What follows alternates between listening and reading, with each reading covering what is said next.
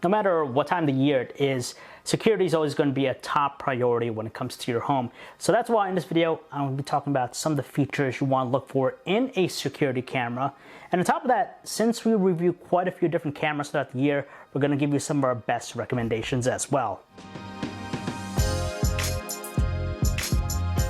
So if there's one big feature you want to look at in any security camera, it has to be their field of view. Essentially, the wider field of view, the better. So you get more of the space, more of the scenery in one shot. Next up, you want to look into HDR video, high dynamic range. It's mostly found in high-end cameras, but it's important because they're better suited for contrasting scenes.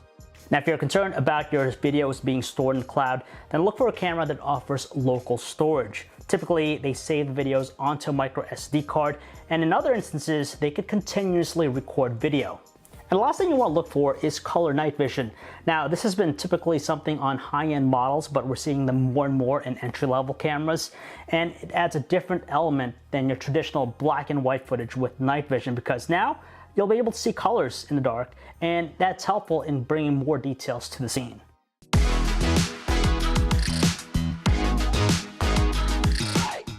Okay, onto the cameras. So the first one I'm going to talk about here is the Ring Indoor Cam. It's an all-around great camera because it's simple, easy to set up. You have features like 1080p video, night vision, two-way audio, and also person detection. It works well with Ring's ecosystem, so if you already own a Ring product, it's a natural fit because it works in conjunction with things like its alarm system, its doorbell cameras, and even its new smart lights. But we know that Ring had some concerns about security in the past, but now they're one of the few companies that makes it mandatory to have two-factor authentication. So if you're concerned about your account getting compromised, that's less likely to happen this time. And it's all priced at $60. We know Arlo is no stranger when it comes to the world of security cameras, but their models tend to be on the pricier side. So that's why they came out with the Arlo Essential series to be more affordable, and the Arlo Essential XL is the next model on our list. It's notable for the fact that it has a battery life of 1 year. It's an outdoor camera made to withstand the elements. It also doesn't require a hub like its other cameras in order to work. It connects directly to your home's Wi-Fi network. And the last thing is that it features color night vision, which is an advantage over traditional black and white night vision because now you'll be able to see colors, so that gives you more details, and it's priced right there at $150. Now, if you're all about image quality, then take a look at the Google Nest Cam IQ Indoor. That's because it features a 4K image sensor, which produces some sharp, very detailed 1080p video.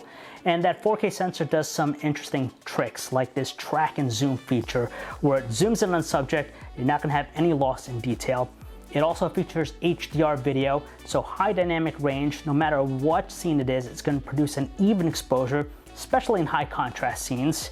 But if you want to get the most out of this camera, you want to subscribe to Nest Aware, which is $6 per month. You're going to get your cloud storage with your video. But on top of that, you're going to gain things like facial recognition. The camera will be able to know who you are versus other people. And it even has other features like being able to detect for sirens in your home. So if your smoke detector is going off, you'll know about it. It's definitely pricey at $300, but well worth it.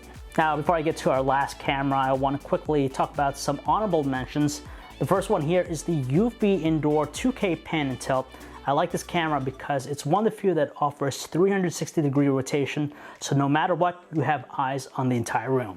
If you are an Apple user or just have an iOS device, then check out the Logitech Circle View because it's actually one of the few cameras made specifically to work with HomeKit, and on top of that, it does take your privacy very seriously. The Vivint outdoor security camera only works if you have a Vivint security system, but it's really cool because it has this sentry mode, which will whistle at people if they stay at a particular area for too long. And the last honorable mention I have here is the Panasonic Homehawk window. It's actually one of the few cameras that you could actually put directly on a window. And on top of that, it also has color night vision.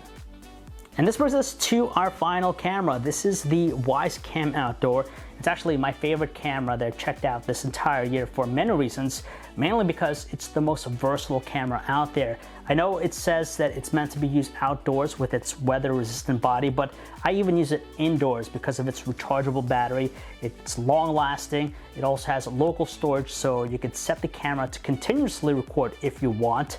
And on top of that, it's unique because it's one of the few that I could use outside of my home when I travel. There's an offline mode that allows you to set up the camera without an internet connection, so you can still record things like video, time-lapse, and other things. And best of all, it's priced at $50, so that's incredible value that you're not gonna find elsewhere.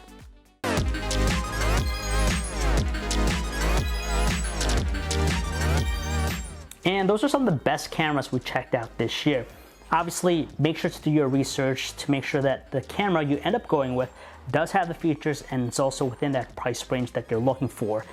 But if there's one thing I want to see more in future cameras is an emphasis on privacy, specifically physical shutters, because with all these cameras, I can electronically disable them, but how do I know if someone is still watching me on the other end?